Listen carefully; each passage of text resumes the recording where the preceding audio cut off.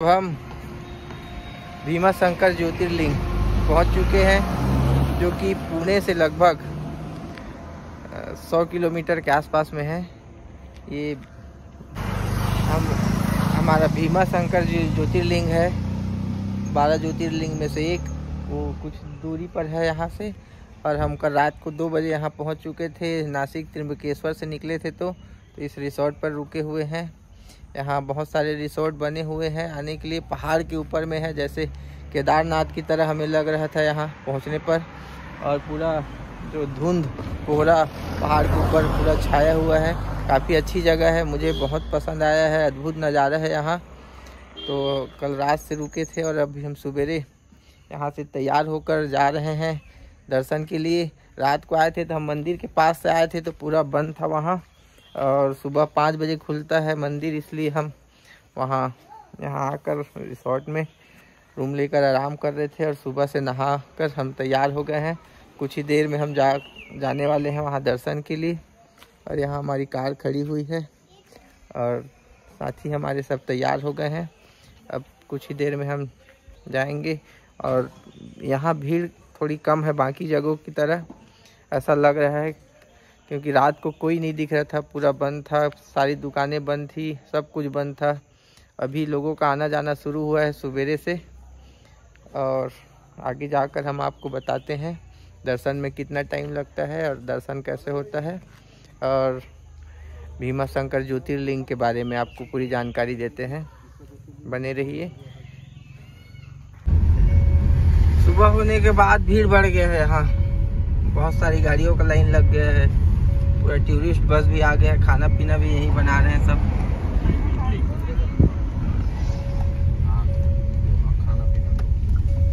बहुत भीड़ है लग रहा है।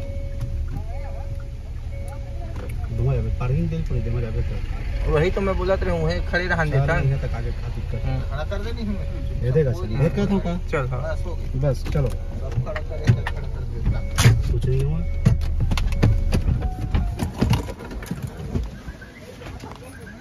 यहाँ से अब हमारी ट्रैकिंग ज़मीन पर ही 1 किलोमीटर के आसपास है। यहाँ से मंदिर वहाँ जाएंगे दर्शन करने के लिए।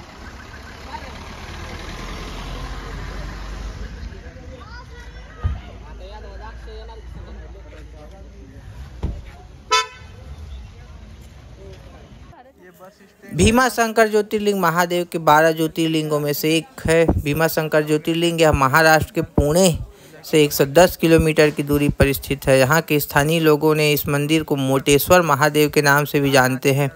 इस मंदिर का ये नाम पड़ने के पीछे इस मंदिर के ज्योतिर्लिंग का काफ़ी बड़ा और मोटा होना है, इसलिए यहाँ के लोग मोटेश्वर महादेव भी बोलते हैं इनको।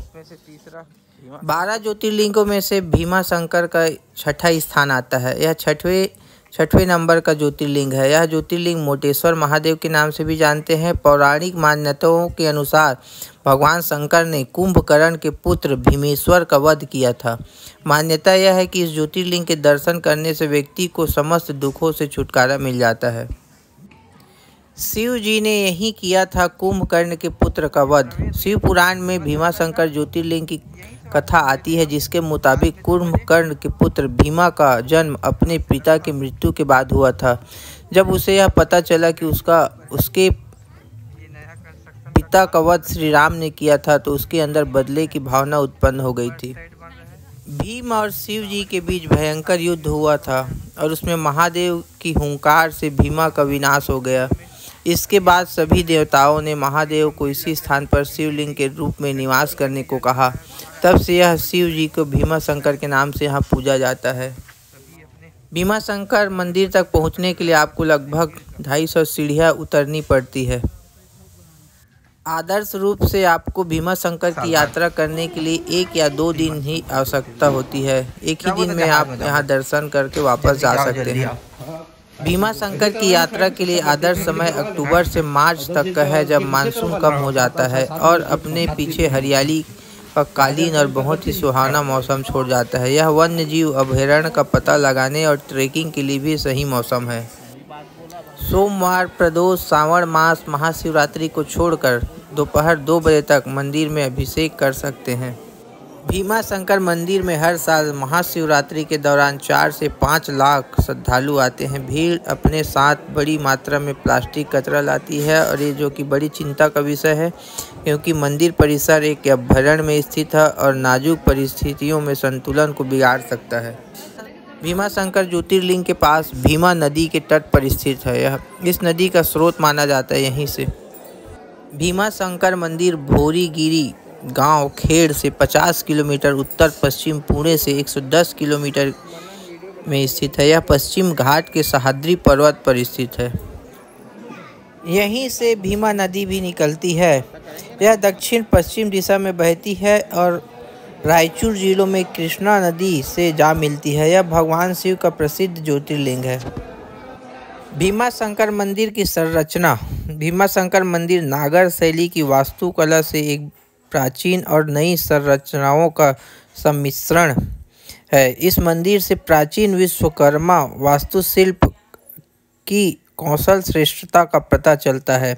इस मंदिर का शिखर नाना फडणवीस द्वारा 18वीं सदी में बनवाया गया था। कहा जाता है कि महान मराठा शासक शिवाजी ने इस मंदिर की पूजा के लिए कई तरह की सुविधाएं प्रदान की थी। नाना फडणवीस द्वारा निर्मित हेमाडपंथी की संरचना में बनाया गया है। एक बड़ा घंटा भीमा शंकर की एक विशेषता है। अगर आप यहाँ आ जाएं तो आपको हनुमान झील, गुप्त भीमा शंकर, भीमा नदी की उत्पत्ति, नागफनी, बॉम्बे पॉइंट, साक्षी विनायक जैसे स्थानों का दौरा करने का मौका मिल सकता है। भीमा शंकर लाल वन क्षेत्र और वन्यजीव अभ्यारण्य द्वारा संरक्षित है, जहाँ पक्षियों, जानवरों, फूलों, पौधों की भरमार है। यह जगह श्रद्धालुओं के साथ साथ ट्रैकर्स प्रेमियों के लिए भी उपयोगी है। यह मंदिर पुणे से बहुत ही प्रसिद्ध है। यहाँ दुनिया भर के लोग इस मंदिर को देखने और पूजा करने के लिए आते हैं।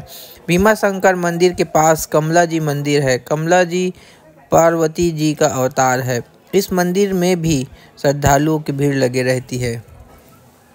भीमा शंकर मंदिर जाने का समय कम से कम जाते हैं तो यहाँ 2-3 दिन रुके। यहाँ श्रद्धालुओं के रुकने के लिए हर तरह की व्यवस्था की गई है। भीमा शंकर से कुछ ही दूरियों पर सिनोली और घोड़ गांव है, जहां आपको हर तरह की सुविधा मिल सकती है। यदि आपको भीमा शंकर मंदिर की यात्रा करनी है तो अगस्त से और फरवरी के बीच में जाए। वैसे आप ग्रीष्म ऋतु को छोड़कर किसी भी समय यहाँ जा सकते हैं। जिन्हें ट्रैकिंग पसंद है उन्हें मानसून के दौरान बचने की सलाह दी जाती है। आप यहाँ सड़क और रेल मार्ग के जरिए आसानी से पहुँच सकते हैं। आप शिवाजी नगर पुणे राज्य से परिवहन की बसें प्राप्त कर सकते हैं। किराया लगभग 150 से 200 रुपये के बीच होता है। वहाँ पहुँचने में लगभग 4 से 5 घंटे लगते हैं। महाशिवरात्रि या प्रत्येक माह में आने वाली शिवरात्रि को यहाँ पहुँचने के लिए विशेष प्रबंध बसों का किया जाता है। और यहाँ पर आपको बस स्टैंड और टैक्सी पार्किंग है, जहाँ से हम अपनी गाड़ी खड़ा कर गए हुए थे। अब यहाँ से हम वापस जाने वाले हैं। यहाँ से हम मुंबई की ओर जाने वाले हैं, जहाँ लाल बाग के राजा के दर्शन करेंगे।